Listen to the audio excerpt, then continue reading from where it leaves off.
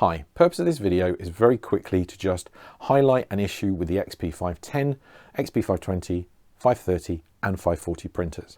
Now, physically, they're pretty much exactly the same as this XP-645 here. They have a waste pad holder that is identical, apart from the colour, that will hold a set of pads like this and all the waste ink in it.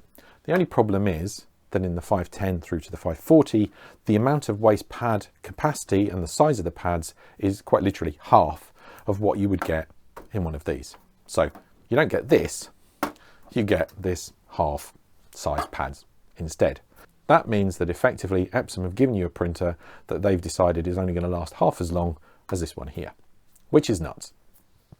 Now, you may well ring Epson when advised by the printer, and they may well tell you that you need to throw the printer out because it's just not worth economically repairing the printer.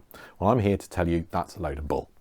You can easily replace the waste pads and reset the waste counter in your printer and get everything up and running on your own.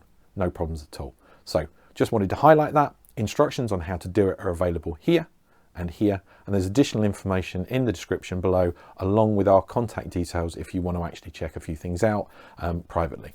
If you've got any comments, please do use the comment section. We'd love to hear from you. We can also offer a bit of help there too. But other than that, I hope it's been useful. Please do give us a like, share far and wide. We definitely don't want these printers unnecessarily landing in landfill if they don't need to, and that would be great. Thanks very much for watching, and see you in the next one.